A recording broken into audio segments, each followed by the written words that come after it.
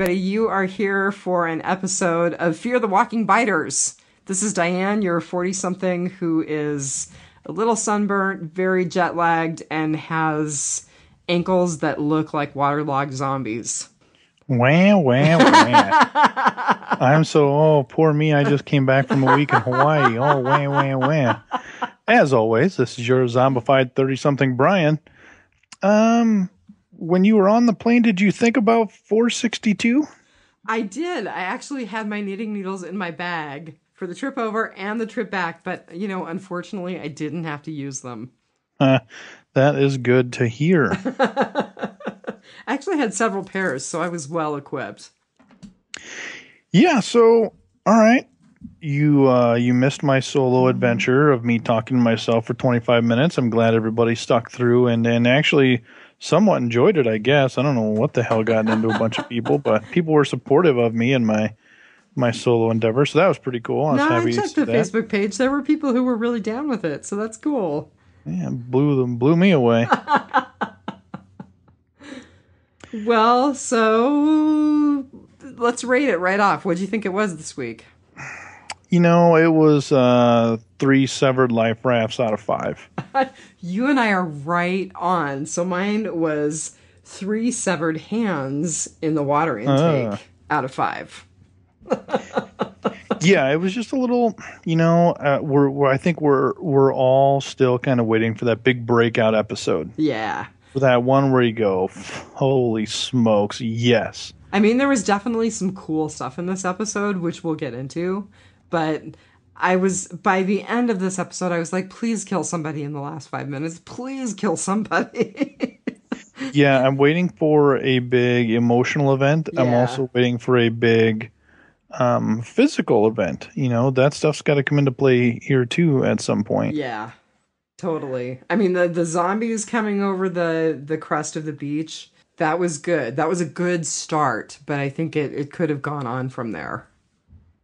It did feel a little rushed. It just, we're still waiting for that breakout. That's really all I can say. But there's still enough stuff here kind of going on. Yeah. Building up to a luxury home in the hills of Baja California. Right. And I do think that we are going to get that big breakout. I'm just not sure when or how they're going to handle it. So, do you know if they're going to do a mid-season break like they do with Walking Dead Prime? Or I was just going to say, do you think the 4th of July is going to be that maybe? Oh, okay. I don't know if it's a Sunday, but that seems to be like the middle of summer break, Sure, and that would be a good time to take a couple of weeks off and then build things up again. Yeah, maybe that'll happen. I don't think they can take as big a break as Walking Dead usually does because it just won't fit in with the restart of Walking Dead. But I think they can afford to take something of a break. I don't know. So do you have any numbers or anything kind of prepped up there? I do. So I just have same day numbers for the first 2 episodes of this season of Fear. But yeah, let's hear them. They were pretty respectable. Same day for Monster, which was episode 1 of season 2, was 6.67 million.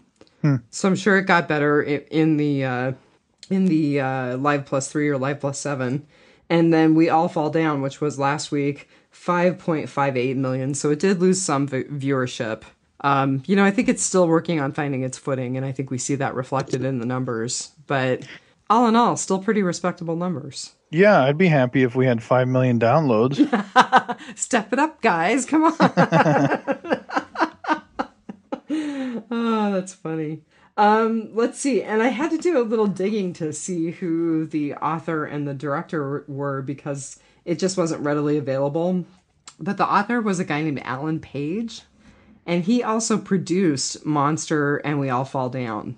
So he went from producing 1 and 2 of the season to writing 3. And he's known for a show called Kin, which I've never heard of.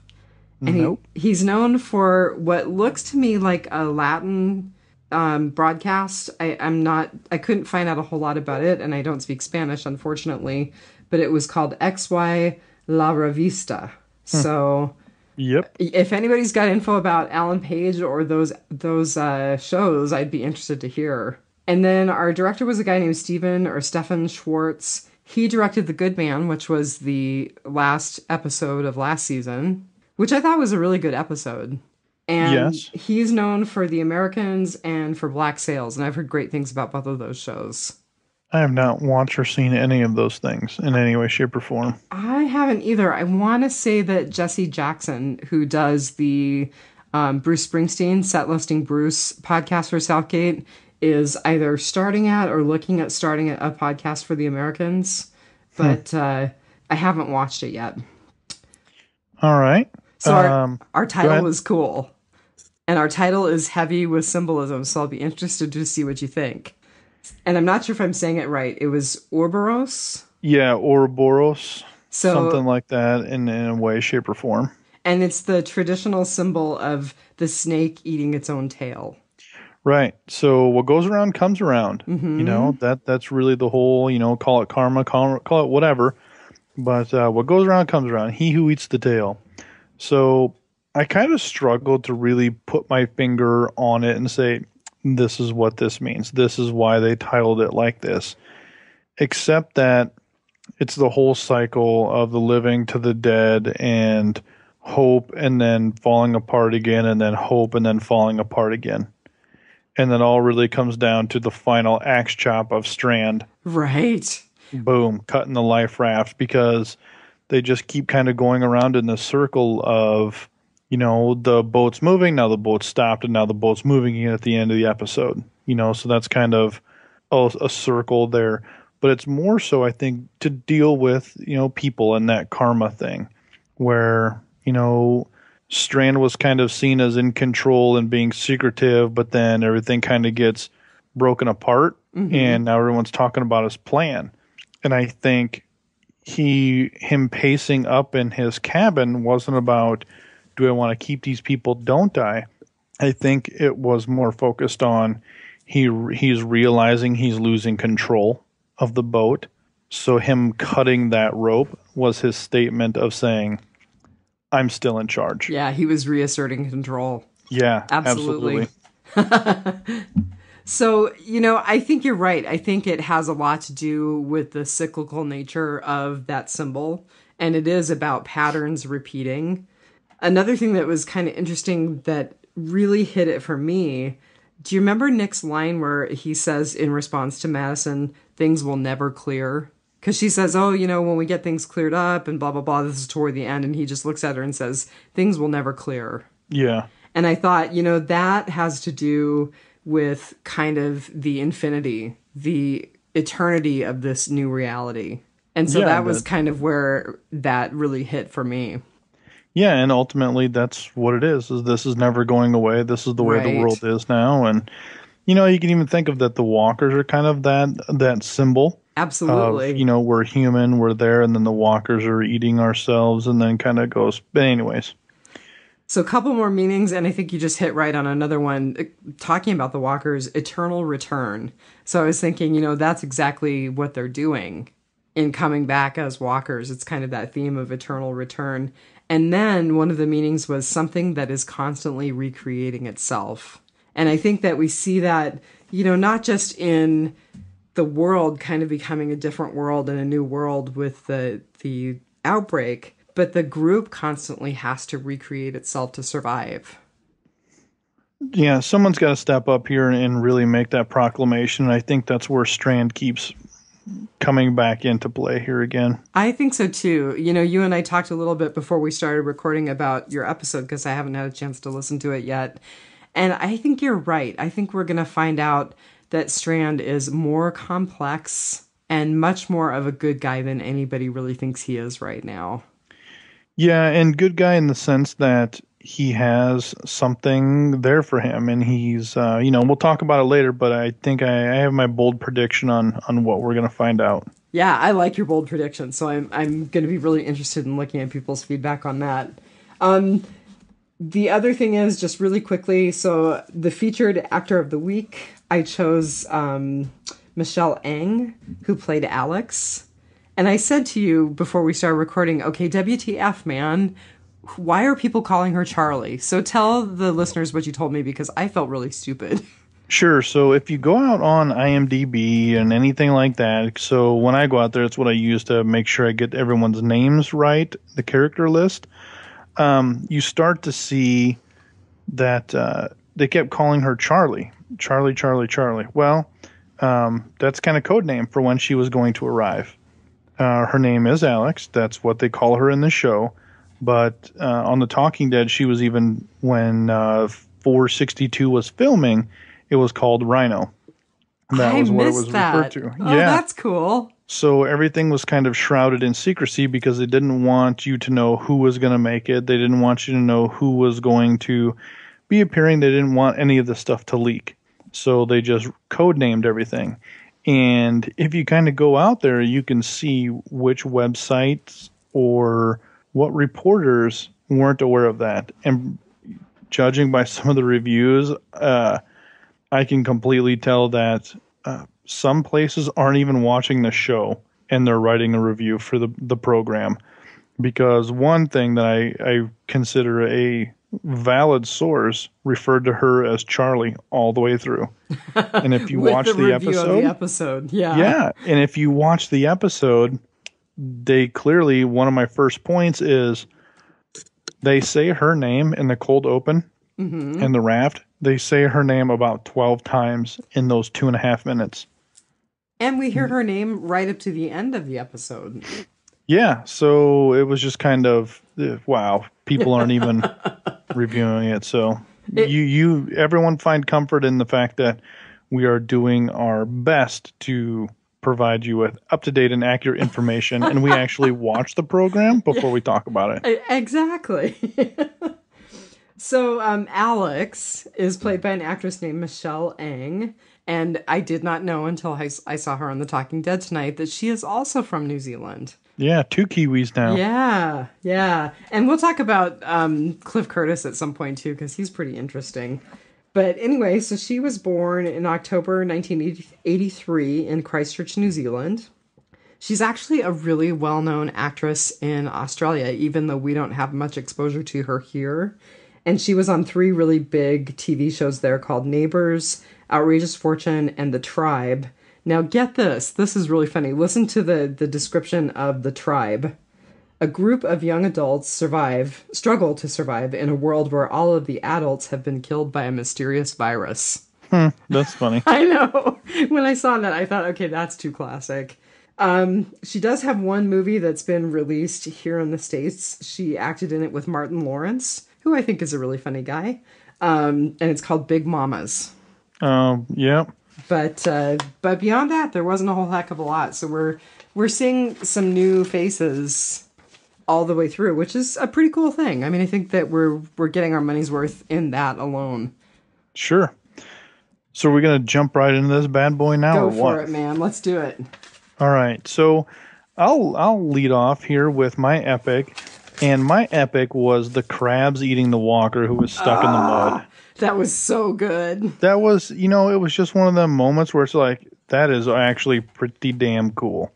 So to kind of watch them as they're like kind of picking them apart, and then he's trying to eat some of the crabs, I guess, and he kind of crunches them up in his hand, and it's just that neat little bit of something that it really didn't need to be there. It had no real effect on anything other than it just being a really cool visual that the crabs don't know any different. They just see it as food, and they're starting to harvest it.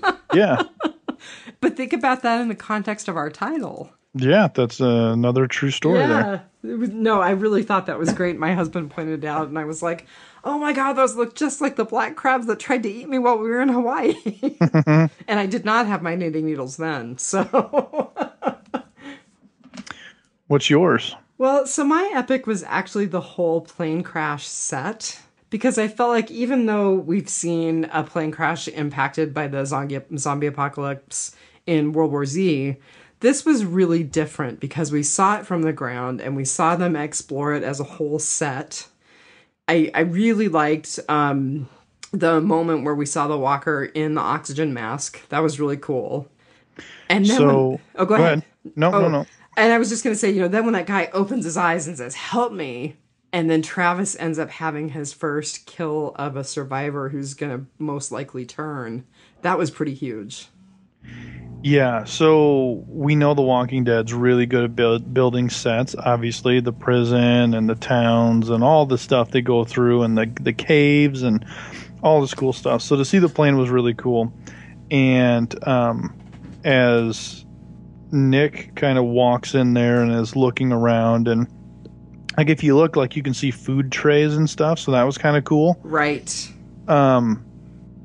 When you walk in and see the walker in the oxygen mask, I knew that guy was alive because that walker wasn't trying to get Nick. It was trying to get the guy in that seat. Oh, good catch. He was lurching at him. I'm like, oh, that guy's alive, because that walker kept trying to eat the guy in front of him with a broken spine. And that was a good visual effect, by the way. Yeah, that was really cool. Like that. Protruding spinal cord. Yeah. No problem. Yeah. So that was kind of cool, just to kind of see this, yeah, there is a plane wreck, so you are going to run into people in their seats still. Yeah. And that, what you described, we'll talk about that kill coming up later, because I think it's got some larger impacts. Cool. And yeah, so I liked it as a new set. I liked it as something that we haven't really seen before. And the other thing that I thought was really cool was the way that they were looting the luggage. And then Daniel Salazar says something like, it's bad juju, or it's a bad omen to steal from the dead. And I thought, dude, this is the world you're living in now. Yeah, they are very religious, and they are very,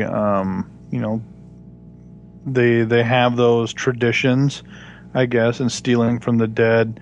But that's why I said, take only what you need, not everything that you want. Right. So no, it was cool. And I did think also, and then I'll get off my epic, that the imagery of the rosary, and then the rosary being given to Ophelia, it was just kind of an interesting connection, probably intentional, between this and the main series. Just a visual connection. Yeah, I think so. So that was my epic. So what's your fail? Well, so my fail really came more out of a discussion on The Talking Dead afterwards. So there was a fan poll, and they asked about whether or not people thought we would see Alex again after Strand cut her loose. Mm-hmm. And most of the people who responded to the poll, something like 90% of the respondents, said, oh, we're absolutely going to see Alex again. And then one of the guests that they had on, some guy who's a professional wrestler, Jericho, he was like, no, overdone. They're in the middle of the ocean. You're never going to see her again. And I thought, really? That's all we get after all that hype from Flight 462? We get the whole lead-in that this special guest or this survivor is going to be integrated into our group of survivors in fear, and we're never going to see her again? Well, I think so. All right, bold prediction number 1 is we are going to see her again. Okay, Thomas Reese, I hope you're counting this. Number 1, we are going to see her again. Thomas has got me. Here we go. So I do think we'll see her again, because they wouldn't have invested this much into this and doing it to just have her die. I would sure hope not. Where I think she'll come back as she will come back as a captive on somebody else's crew at some point. Like maybe the people who made contact with Alicia? In a sense, yeah. It's somebody else is going to pick her up. Okay. And then that's where we'll kind of, the two groups, they're going to have to fight it out with another group here at some point. They've been dodging these other boats for a long time now. Right. So they're going to have to fight it out with another group. And I think that group will have picked up Alex. And that's how, once our group wins, Alex is going to go with our group now. But so the other thing is, if she comes back, which I think she's going to come back too, I sure hope that's not the sum and total of our return on the investment. Is she going to have some resentment? Is there going to be some sort of animus there because of Strand cutting her free? Oh, yeah, absolutely. Because the kid's going to die. Yeah. And he was going to die anyway. Yeah, he was going to die anyway. But interesting to see that she killed The other two guy. people Yeah. defending him. Yeah. Which is just, you just met this kid and you kill two live people. Like, I get the first one, but the second one, that was just, if you don't put him out of your misery, I will. And then clearly she kills him later because he's not there anymore. And he floats up as the body. Yeah. Yeah. So, it's there somewhere. It has to happen. And I think she will hold that against Strand, but she sees everybody else has this problem with the decision. I think the other thing that's important too is, they hinted around it on The Talking Dead. I do think she has some kind of special knowledge that we don't have at this point. Yeah, so, all right, there's got to be something. Either Strand or her have an advanced knowledge of what's going on, because there has to be some sort of play in why some people are way, way ahead of the curve, right, than others aren't. Because in this universe, zombies does not exist. There's not that lore. There's no zombie movies ever in this universe. So no that's why George everything Romero. is new. Right. So the whole point is somebody had to have known something from somewhere. So that's going to come out. Now, one thing I will say, and I probably should say this for the end as its own, but I'm sidetracked and I keep thinking about it, so I have to say it. Robert Kirkman, in an interview this week, said, there are clues in Fear the Walking Dead that relate to The Walking Dead. I'm so glad you brought that up because I was going to ask you about that. I wanted to talk about that, so I'm really, really glad you brought that up. So I kind of tried to watch with that eye, but I didn't really see a whole lot tonight. What did you see? I seen people wanting to get other people to watch this show. He said clues. Yeah. So clues is very open-ended and, there's clues about it. Sure, clues about to the beginning of the outbreak, stuff like that. And even in their new comic book line, they've just started issue number 1, Walking Dead, the Alien. And the alien is not reference to UFOs. It's in reference to, quote, alien, an individual in another country, Spain in this case. It's an American in Spain, and that American is Rick Grimes' brother. No way! Yeah. So I'd heard that there was a new comic book coming out. I didn't read any further than that. That's really cool. Yeah, so they get that out of the way pretty quick. And he's like, I got to get home and I got to do this or whatever. And, my brother is a deputy. His name's Rick Grimes or something. There's something. And something that's pretty obvious. Yeah, I mean, they're very clearly trying to attach everything they do to the Walking Dead monster that it is. So I got some stuff later about that mindset, but yeah, so I think there's clues in Fear, but I don't think they're deliberate clues that are going to help you solve a puzzle. I think they're just going to be similarities in the show where you go, oh man, like, we'll talk about it later. But little places that hook you in and remind you of the thing that got you addicted in the first place. Right. So my fail is the kids are still seemingly unaware of swarming or mobs of walkers. When they're over at the site. Yeah, they've always, no one's watching anybody's back.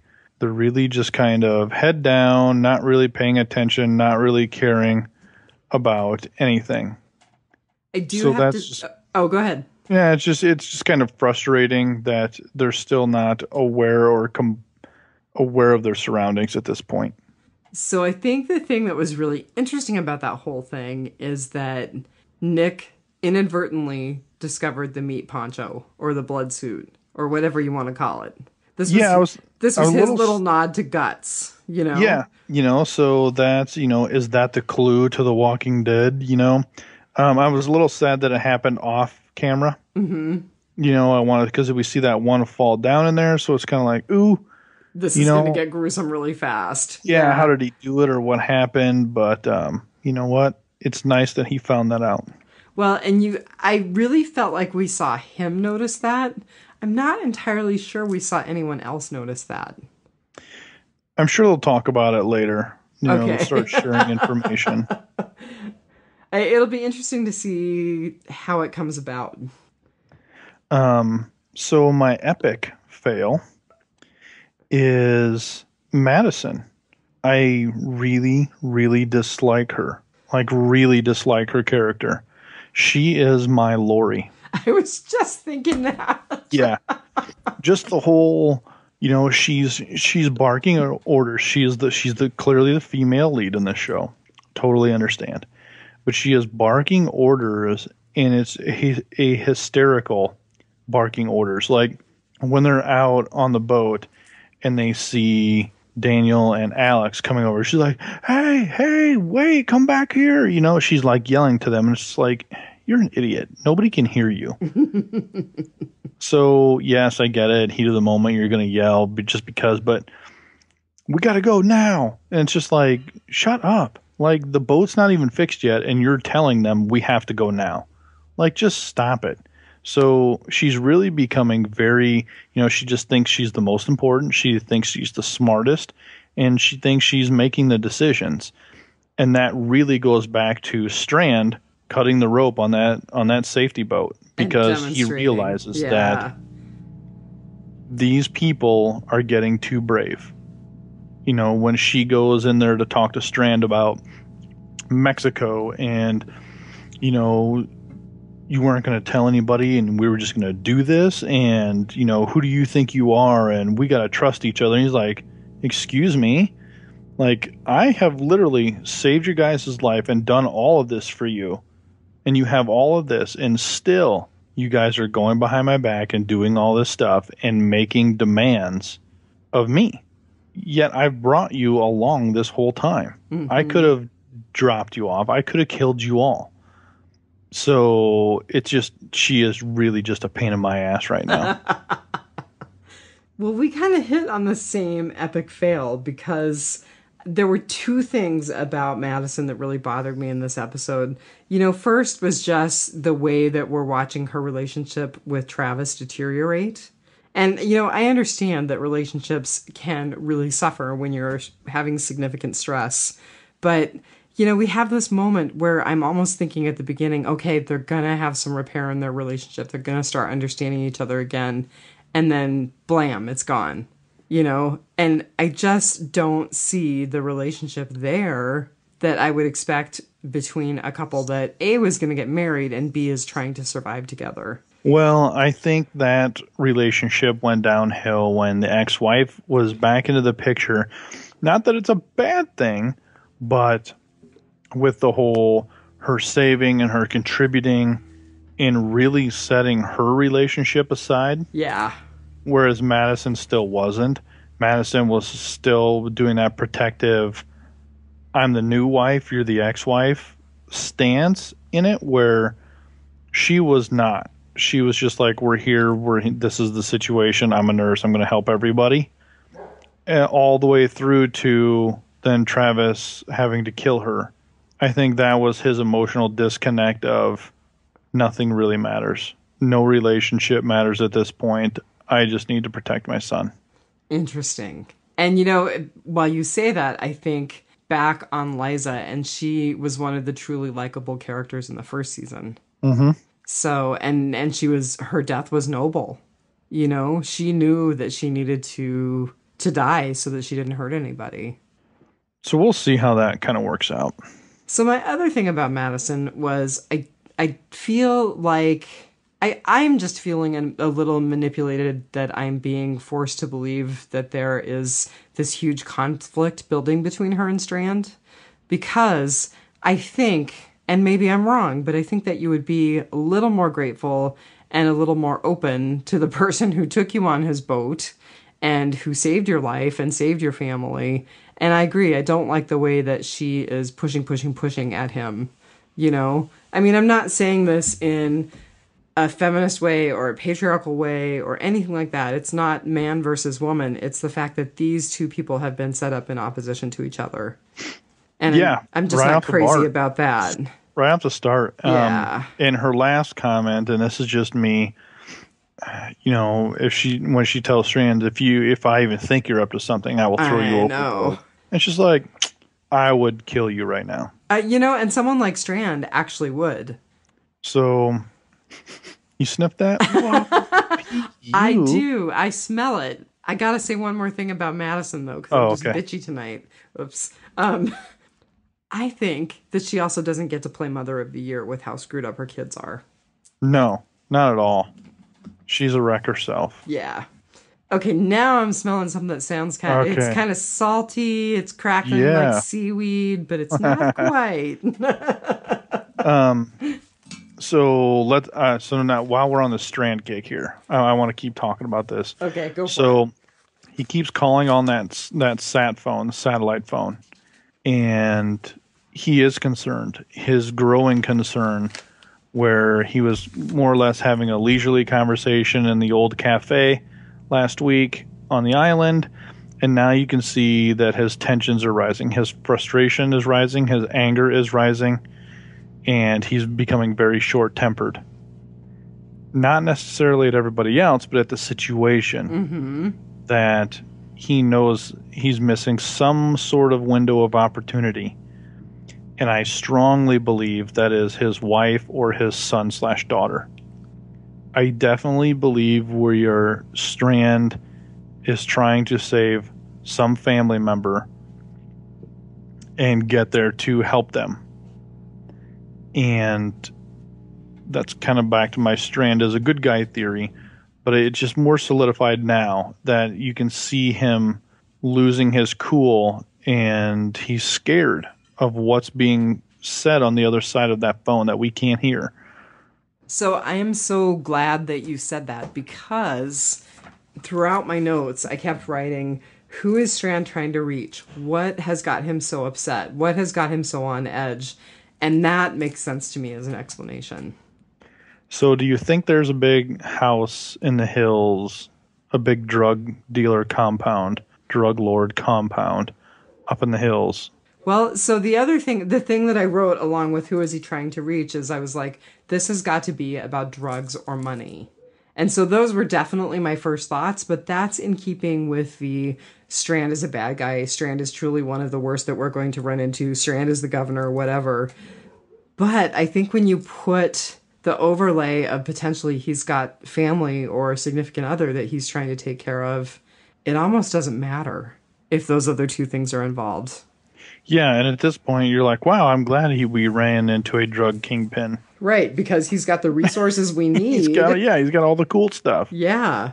So I'm not sure. I'm conflicted on whether the town exists. So on one side, I see where the town or this large compound would exist, and he would need a group of 10 people to work this compound. Everybody carries their fair share. That makes good sense. Yeah, I've got a mechanic, I've got a sleazy guy, I've got kids, I've got all these people who can contribute and farm, and we have a well and all this stuff. So I am going to need help sustaining this life, and these people are going to work for me. So it's like Herschel and the governor had a baby. Yeah, and named him Strand. Well, it would almost be like a Negan type of deal. I'm providing security. Therefore, you provide me with food. Yeah. Interesting. So Although I think he's more likable than that. Now he is. I do think he has. Yeah, I mean, I think that he is. Although there are people who talk about Walking Dead Prime and the comic books who say that Negan is very charming. So who knows? Maybe they're playing that angle too. I don't know. Or Strand could be totally lying about this town, this compound, and he's just saying that to keep their hopes alive that he's not risking a mutiny and he's going to go and they're going to find some little canoe and it's going to have whoever he wants in it, and there's no real direction. So the question that I have in response to that line of thinking, though, is what does he gain? Because I definitely think, although I think he's better than we thought he was, that Strand is someone who operates in the realm of something to gain. And he doesn't, I don't know, I just don't see that he gains a whole lot if he's stringing the group on for nothing.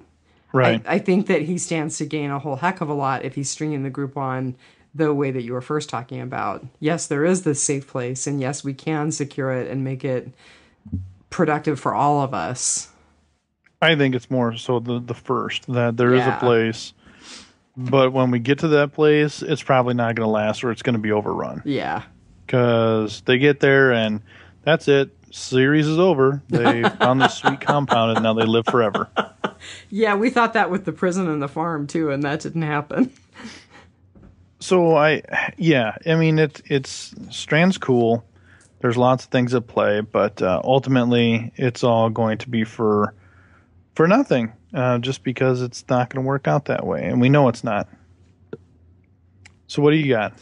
Well, so mine is kind of along the same lines, but it was just the whole idea that, all of a sudden we're finding people who we thought were going to be our heroes less likable, and we're finding Strand more likable.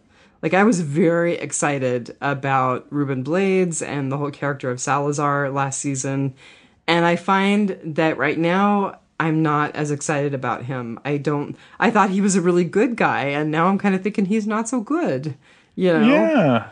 And, you thought Maddie and Travis, the teacher and the guidance counselor, were going to be heroes, and that they're not so heroic either. But, maybe the whole thing is that they're all just human. Nobody's heroic. Nobody's heroic at this point, and I agree with that. It is frustrating watching Daniel. Like, I was like, oh man, this guy's going to be such a badass, but now he's kind of a little weasel to me right now. Yeah. And I mean, his whole, well, he's doing this and I'm telling you this. And I mean, he just the whole ratting Strand out. Yeah. Well, you go talk to Strand because it wouldn't end good for me. Yeah. Buddy, he'd kill you. Yeah. So it's frustrating to kind of see him, but is that him just needing to control the situation and being that manipulator?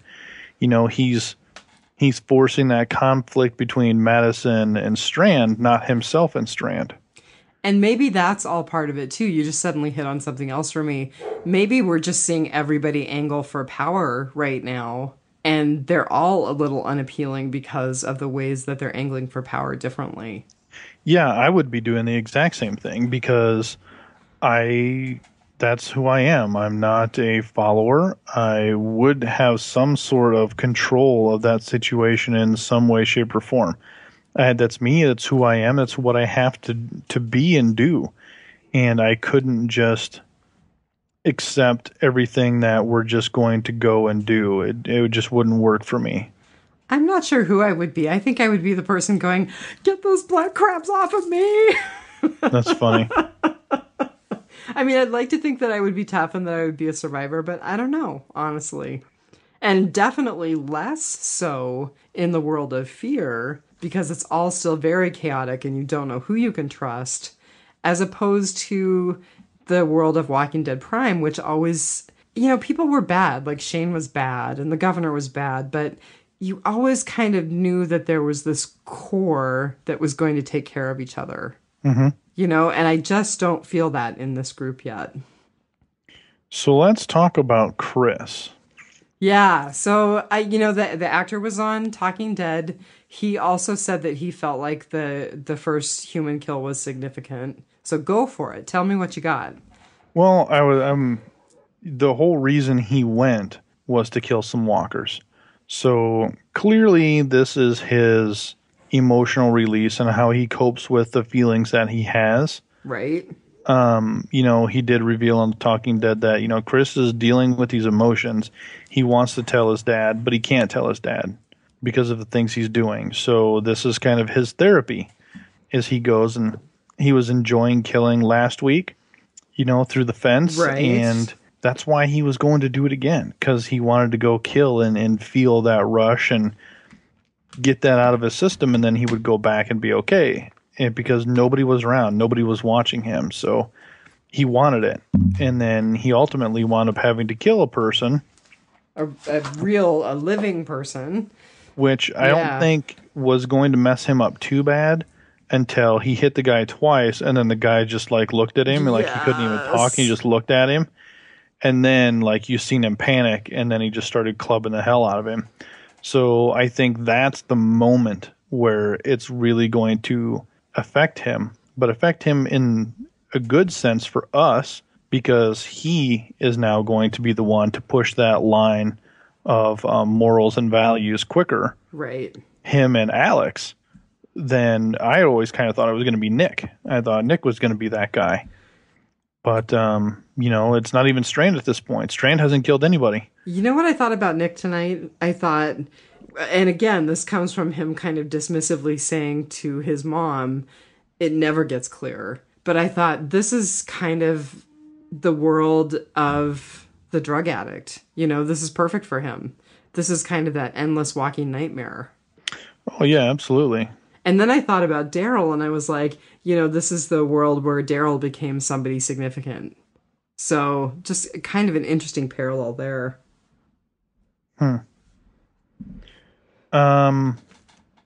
Just the whole, they found a lot of the drugs, a lot of the amoxicillins and stuff like that. So I'm curious as to how that's going to work out. We didn't see him give him those meds. He went up and sat with Ophelia, and nobody gave them the medicine. Nobody gave her the stuff. So what happened with it? Does Nick know some trickery to crush it and mix it with an asthma inhaler and snort it and it gets him high? Well, I think the other thing is, does anybody know that she has an infection? Because she overall looks pretty good for someone who had the gunshot wound she has. She isn't acting like she's particularly sick. She's acting like she's having a little pain. So as far as I know, the only person who knows that she has an infected wound is Salazar, is her dad. Yeah, and that's why he told her that as well. He goes, no, this is between you and me. Don't tell anybody. And she's like, well, why? They're good people. And he said, if they have to choose between, her daughter and you, she is going to choose her daughter over you every single time. And then I think Ophelia kind of, my dad's right. Even though, it's not wise, he's still right in the sense that at some point these people will choose their own over me regardless. Right. And if that's me having an infection, they might think it's the wrong infection, and then down we go. I think the conflict between Salazar and Ophelia is interesting. I think that has the potential to continue to be a big challenge in his face and in her face throughout this season. So I'm really interested to see how they're going to play that and if they're going to resolve that. I agree. Maybe one of them will die, and then the unresolved conflict will be even worse. Well, and I'm wondering if Ophelia, if her infection is going to speed up and then she's going to wind up dying. Which is very possible. I mean, that's essentially how Griselda, her mom, died. So that would be a double blow to Salazar. Or is she going to start getting on the med and then he dies? Maybe he has a heart attack or something. I think she is very weak, and I think that her survival would be not an ideal thing for this group. But I think at this point, Salazar is really untrustworthy. So, I think it could go either way in terms of which death benefits or doesn't benefit the group, Sure. Well, do you have anything else? Not really. Just, I think that the cutting of the raft is extremely significant, and that will have a lot of stuff later on down the road. That's really him asserting himself as, I still make the decisions here. And I think that people are going to try and get all pissed off at Strand. So I think we're going to kick off next week's episode with a heart-to-heart about who's still in charge and who's still making the decisions. It looks good from the previews, by the way. The previews look really good. Yeah, something bad's going to happen. Yeah, let's hope, man. Yeah, let's hope. Let's hope something really bad happens. So anything from the Facebook page that you want us... Oh, wait a minute. Here we go. So Thomas O'Mara has a review for us already. Better than last week, but still not a lot going on. 3 obvious references to The Walking Dead rosary beads out of 5. Aha. That's awesome.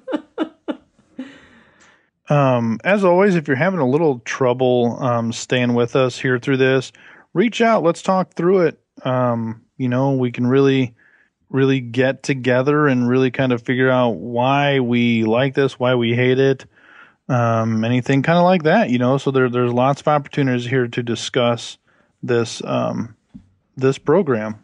Yeah, and it's been a little quiet on the Facebook page, but we know it'll pick back up. And do you have the results of the poll? Do we have those? Do we want to reveal those? Oh, geez. I will have to go back and find that somewhere. Okay, you guys. Time. So we have one more week where you can vote on the poll about who was killed by Lucille and Negan. So search that poll out on our Facebook page and let us know what you think if you haven't already. You bet. All right, everybody. Oh, I wanted to point out one more thing. I'm sure you saw it. I hope you did. So Kirk actually posted a non-Walking Dead piece, but it was a really nice tribute to Prince. So if you're a Prince fan, take a look at the picture that he posted up for us. And I'm seriously thinking about getting one. I know. Sorry. You're like, it would be meaningful to me if somebody from Metallica died. There you go. That would affect me in some way, shape, or form. We will. We'll definitely get Kirk to do a tribute piece for you too. Okay. Yeah, I need a metallic one. That would be beautiful. Give me Metallic Zombies. I want you to know that while my husband and I were getting inked in Hawaii, he got his first tattoo. I got my fifth. The guys that did the tats were playing Rancid and a group called the Swinging Utters, and it was fairly current LA punk stuff, and it was really good. So definitely gonna be looking up their music. I've heard of Rancid before, had not really listened to them, had never heard of the Swinging Utters before, so definitely gonna check them out too. So I will say one thing here. We'll end on a very serious note here. I just want to send good thoughts and prayers to my buddy Mike. I had a friend who was in a hunting party with his family, and ultimately that family hunting party ended in tragedy this weekend. So thoughts and prayers to the family, and we'll be in touch soon. Oh my gosh, I'm so sorry to hear that. No, it's all right. I hope everybody is. Yeah, it's just it's an opportunity to take life one day at a time, and just be thankful for any moment that you can. Yeah, that's right. So everybody, take it one dead day at a time.